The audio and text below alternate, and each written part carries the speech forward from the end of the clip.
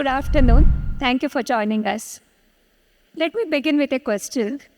How many of us here believe that safe drinking water is exclusively associated with RO purified water? Can you raise your hands if you believe so? No. Yeah. So we all believe that, well, that has become a standard now, but we do believe that many households still struggle to access basic clean water. So Bengaluru has grown beyond our imagination over the past few decades, and the new reality is that we are struggling to have basic necessities as well. Between 1990 and 2020, I think our city's built-up area has grown by 66%. At the same time, during this period, we have lost half of our water bodies. And concretization has meant that our city's ability to recharge groundwater has also come down. Amid all this, there is good news too.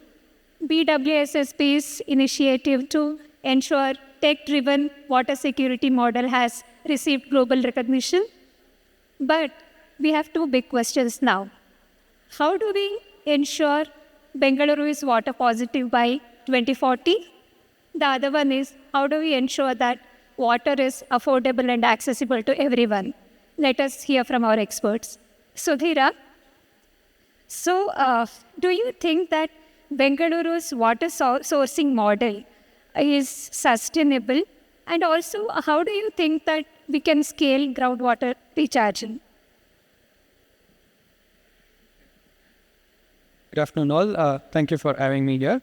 Yeah, so at the outset, I think clearly, as we have seen with the data, right, Bangalore is already consuming more water than it can, as in given the area of roughly about 700 plus square kilometers, with even an annual rainfall of about 1000 mm per year, the amount of water yield that we can estimate from this cumulatively could anywhere between a good normal monsoon year to a drought year could come anywhere between 300 to 600 or 700 MLD roughly. That's what it would translate to. So clearly the amount of water that we are consuming, given the space that we are doing, is not sustainable. But for a variety of reasons, we are pumping water from Kaveri.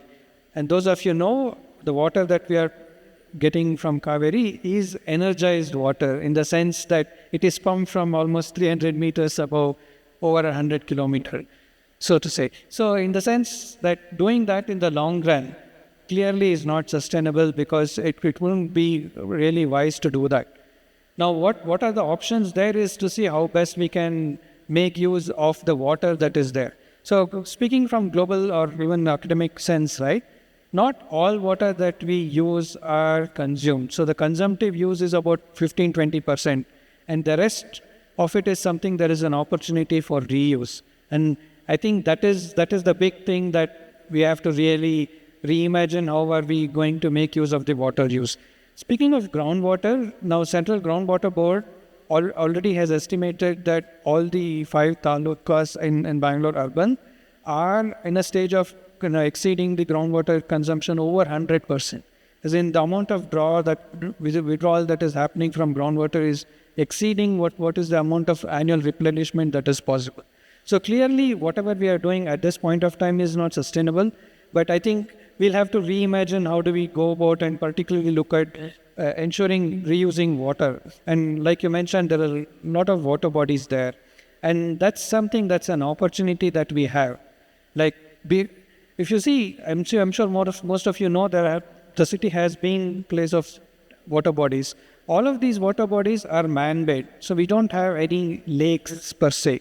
So these are all tanks that were meant for irrigation and often flood mitigation measures. I think it's important for us to reimagine that or see that how can we repurpose them as both flood management structures and also for drinking water or even water storage. The amount of water that Bangalore could get just with rainfall is close to, like I said, 500 to 700 MLD of water that we could. We could simply harvest all of that water and reimagine that. But it is just not tanks. All the feeders that come to tanks are the streams, and we have about a 10-year-old study of ours only pointed out that we have lost over 50% of the first order streams. I think it is important to reimagine the entire hydrology and start looking at it. But clearly, I think one need not lose hope towards that and see how we can reimagine and address it. On that note, Dr. Manohar, I think work has already begun. Can you be louder? Yes. Can you hear me now? Yeah, Dr. Manohar, do you think that Sudhira just mentioned that we need to reimagine stuff? So what is BWSSB doing? Because you have already prepared a summer preparedness plan this time, well in advance that too. So, but at the same time, 80 watts in Bengaluru, I think I think the study says that it will face groundwater level depletion by February itself. So what are the long-term measures that are in place, and what are your goals in terms of achieving these measures? Bengaluru city has about 1 crore 40 lakhs population. It's growing beyond the boundaries, both geographical and demographic boundaries. But going forward, the situation, we have to have a circular water economy. It means that the total consumption of the water right now, it's about 3,400 million liters per day. Out of which about 2,300 MLD comes from the Kaveri river. Remaining about 1,100 MLD comes from the groundwater resources. This groundwater resource is not dependable one, because going forward with a huge extensive urbanization, definitely the groundwater is going to be depleted, and more we depend upon the groundwater, and there is a less chance of reviving the water resources. But the current trend which we are trying to going forward, we want to augment the groundwater resources by way of filling these natural water bodies with treated waters. Second, we want to encourage the rainwater harvesting, because the surface water, as you know, the limitation is Kaveri water. We have only 35 TMC allocation for the Bengaluru.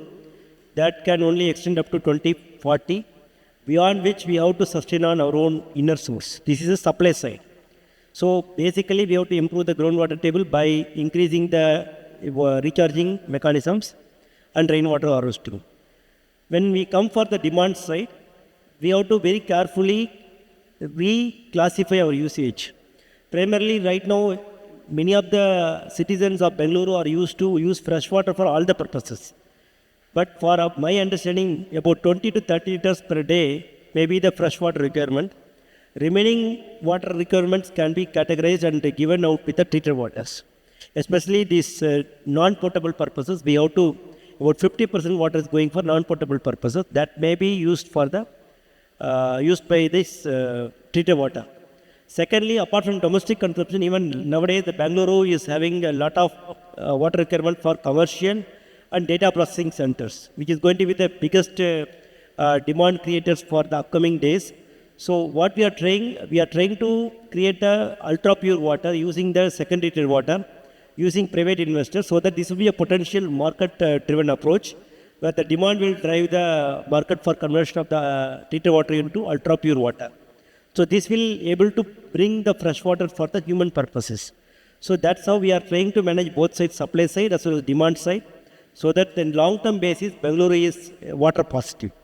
So definitely there is a growing confidence amongst our system that definitely if citizens collaborate together and having thought about this approach, definitely there is a chance of making Bengaluru water positive. So, when it comes to citizens' involvement, you said like treated water. So we have STP, Mr. Mallya, for you. So we have STP infrastructure, and we do have smart meters, and there are many other measures that are in place to ensure that we reduce freshwater use as much as possible. But what do you see? What are the bottlenecks, like standardization of technology maybe? Just now we were discussing that we are sitting on millions of treated water. We do not know what to do. So what do you think is the way forward? Yeah, thank you. Can you get me? Yeah, thank you so much. I'm come from the apartment community. I think we treat this water as a resource because we are sitting on about 3,500 STPs in the city. which amount to some excess of treated water for about 700 plus, including the BWSSB STP. So we feel that going forward, I think we should standardize the technology, because now there is a 80% of things are working well and 20% is still not working because of not standardization of the STP. So what we proposed to the government or the BWSSB some time back is that, like in energy, the transformer is purchased by the consumer and given to the board. Similarly, why can't be the STP can be given to the BWSSB, so that standardization can happen, the quality of water can come, and this 700 plus treated use water can be reused for different purposes, including the industry or in the recharging of the lakes. All this possible. That is one point. Second point, what we feel is that we have done what is possible, we have done as a consumer. Like I think recently, even though we started this process in 2018 for the aerators, but I think it's become a mandatory now. BWSSB made a mandatory in 2024. So similarly, that is standardization happened. Now in going forward, I think we have to change the building laws and other things to make this facet, the aerator, standardization. That will happen. But STP is a big resources, which we have 700 thing, which we have to standardize. I think one process started now saying that, why don't you do retrofit, which we'll invest. And second thing, what we have suggested to the BWSP saying that, why can't we take over this, some 200 MLD and above, why can't you take over and standardize it? So that's a work in progress. Dr. Manohar, would you want to respond to that? What Mr. Satish Mallya has pointed out is very, very valid thing, because right now what we are doing is about in city, you have 34 large type of STPs operated by, maintained by Bangalore Water Supply and Sewerage Board. But there are more than 3,500 decentralized STP plants in commercial complexes and apartments. These are the pain point for the city, because many times, as Mr. Satish told, they are not having quality treatment purposes. Sometimes there is no accountability on the part of the citizenry that they let down this treated water, untreated water into the natural Nala system. That will again pollute the ambience, and not only the pollution, it is also the wastage of the resources, which would have effectively covered 80% of the requirement at the user level itself. So during summer crisis 2024, those buildings and apartments having very good quality of treated water, inbuilt in-house treated water, they are able to sustain this crisis. Only those apartment communities who are not having a dual piping system or not having the proper STPs running in their communities, they were more dependent on the borewell water. So thereby the point is very valid, and BWSSB is working in collaboration with both Bangalore Apartment Federation as well as FKCCI and the Environment and Forest Department to bring out certain standards of classification for putting specific STP plants with some operational efficiency. And second is that the regular monitoring. In fact, there is a proposal from government as well as from BWSSB to monitor these decentralized STPs across the city, so that the quality of the treatment is ensured, and therefore the water can be effectively reutilized. Our purpose is not for policing. It is that purpose is that to make sure that this water is reutilized. That is where the system can sustain very well. How much sour water we bring in, unless we reuse it, it will be difficult. In human body, only 6 liters to 8 liters water is available right now. Depends upon the body size. But that water is circulated so many times in the body so that efficiently it is getting utilized. Same way, water is not limited by availability. It is unlimited by usability. That means how many times you can use that again and again, you will be more efficient. That's what we are trying to use. In fact, with the help of some other technology providers, startup companies, we are trying to convert this treated water into advanced water treatment plant using certain technologies to bring a potable quality of water, which can be very well used by the consumer by non-potable purposes. Therefore, this is what we drive. Apart from that, we want to bring some policy change. Apart from decentralized STP monitoring, right now in the layout area, your apartments, yes, the STP will work very well. In case of small households or in medium size households in the layout areas, STPs are not possible. where we want to propose certain grey water segregation purpose. Like earlier, there was no municipal solid waste was not segregated into green or red waste. Same way now, the treated water, used water should be segregated into black water and grey water. Black water is mainly used in the toiletry purpose. Grey water is non-toiletry purpose, which can be very well locally processed and used by the household itself. So that is a moving trend. So definitely, as Mr. Satish Mallya pointed out, focusing more on circularity is the key for sustainability. Thank you. So, Sudhira, see, climate variability has already affected water availability in Bengaluru. How do you think that as a city we can stay ahead of the curve? What plans or policy and research is required in this respect? Yeah. So I guess there is no one silver bullet, but I think like if you look at from a climate variability perspective, there's already projections that, the rising temperature from 1.5 to 2 degrees Celsius are going to happen, and there's going to be more extreme events. And when I say extreme events, it could mean there could be more rainfall or there could be decrease in rainfall. And for all of us sitting here, something that can be really bad or worse is less rainfall in Kaveri water basin. And if anything that is happening in Kaveri water basin, all the excess water or the water that we are trying to draw from it, all of us are going to get affected. So from that perspective, right, again, I would want to kind of take a step back because I was going through some historical literature, and I gather in 1925-26, Bangalore faced 2 consecutive drought years. And then the government set up Sir M. Vishwesvaraya committee to look at what should happen, because by then Bangalore was drawing water from Hesarghatta. And that's when they decided they will draw water from Tipkondanhalli, TG. And then the rest is history. So the key thing that I see now from us for looking forward is BWSSB has been there looking at water and also as a water utility and wastewater treatment service provider there. Now, the challenge has been that as a utility agency, right? Now, I'm sure all of you would agree that as citizens, we have been transformed into a consumer. That is one. 2, the challenge that I think with the BWSSB is to really look at institutionalized research and planning. As in, whenever you have thoughtful leaders in the organization, you have somebody taking forward it. But institutionalizing research and planning within BWSSB is lacking. Maybe you should correct me, like whether if you have a hydrologist at play, in the organization. In the sense, what we really need is somebody looking through data, looking at what should be done in the future and things like that. So that future-proofing planning is something very critical. And I think that's where, because whatever we are trying to do from this need not be like in the near to short-term thinking, but really water is something that is very critical for all of us, as in for the survival of the city itself. And that is where I think we really look at it from a long-term horizon. So while institution planning is crucial, how about citizen engagement? Mr. Mallya, what are the innovative and creative ways you think can be adopted to ensure citizen engagement and also a sense of responsibility and ownership?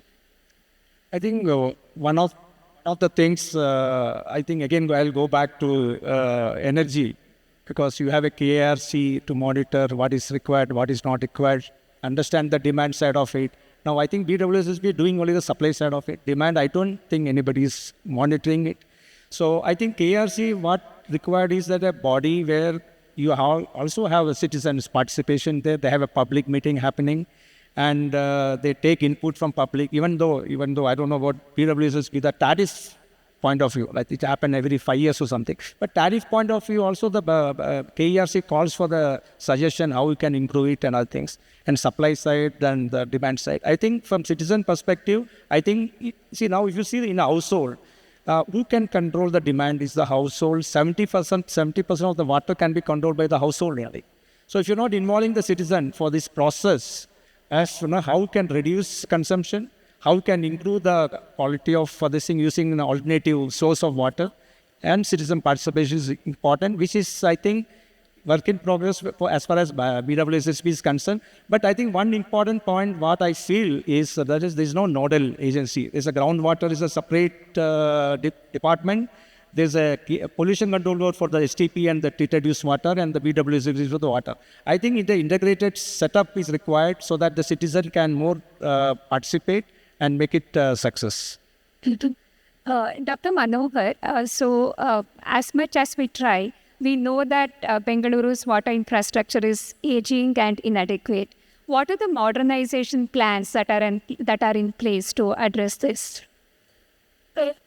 Regarding modernization of Bangalore Water Supply Board, we are primarily two aspects of it. One is the basic fundamental infrastructure, which cannot happen overnight.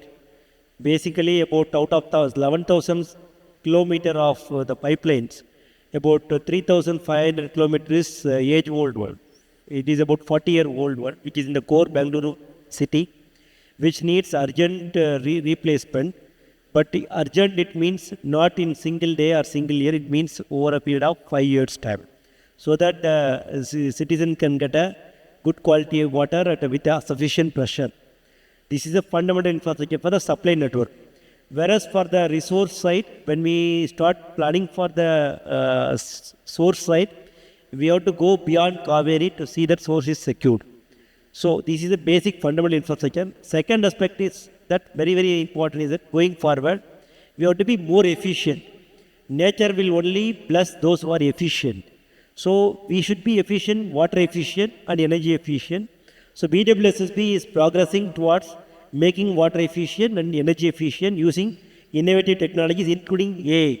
So all the things, whatever we do in every process or system, we try to integrate conventional systems with the modern technology so that we will be more efficient to serve the needs of the citizenry, including even citizen partisanship. We used the device of some mobile application to bring so many volunteers during the crisis. More than 10,000 citizen volunteers have been engaged actively during the crisis management. I think in every aspect of water management, we should involve more technology so that our communication is open and transparent and accountable and our efficiency is improved so that at the end of the day, we should serve the citizenry in a better quality standards. Though it's a very ideal goal, but BWSSB is having the vision to achieve at the near possibilities. So definitely, basic infrastructure and technologies has to go hand in hand so that we will be more efficient and more customer friendly. Would you like to consider Sudhira's suggestion for institutionalizing research and? Yeah, it's in fact already the thought process is in. But what we are thinking is that instead of creating a new research and planning wing inside the BWSSB, which is very difficult at the current parameters, what we try to collaborate with external agencies and associations, institutions, so that the knowledge can be transferred from lab to field. That's what much lacking.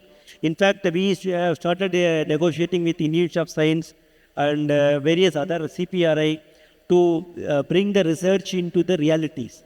That's what we are lacking. In fact, this mechanism has been started with the joint task force in various institutions. We have signed MOA with the Institute of Science to forecast the groundwater using AI-based IoT sensors. This is the first of its kind in the world to monitor the groundwater pattern behavior on day-to-day basis using IoT-based sensors with AI analytical tools. This is research transferring into reality is an illustration. Similar way, we are also planning to bring private sector participation, both in terms of research, development, planning and implementation by way of integrating our institutional responsibilities and duties with the private sector participation. That's how I told in Kardu Bisnahalli, we involved a private developer to bring a new technology to treat second treated water into ultra pure water. So this way we are trying to innovate the institutional mechanism and operate the things so that both the developing technologies and the research institutions and planning institutions are coming together to serve the purpose of the citizenry. But apart from this, we are also planning to launch an international forum at the Bangalore level so that all the startup companies, technology providers, policy makers, think tanks can come together as a single body to at least to start a mechanism to implement various innovative methods in the city. So apart from this, we have to go for the policy regulatory agencies which is collecting all the water aspects. Right now, as Mr. Satish told, there is a single unit institutional mechanism to cover all the aspects of the water, be it groundwater, treated water, fresh water, or water utilities, it's all operating independently on their own way. So we need an integrated approach and comprehensive manner to address the various challenges faced in the water security. So this is a common question. So we are closing the session with this common question. So what are your three key priorities to ensure that Bengaluru is water positive by 2040 with a focus on equitable access? 30 seconds each. Yeah, I think instead of three, I only say that the important thing is now the first source of water is now Kaveri.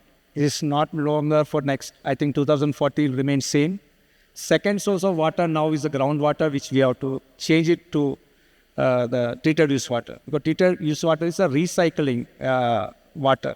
So I think you have to change the term saying that the second source of water should be only from treated use water.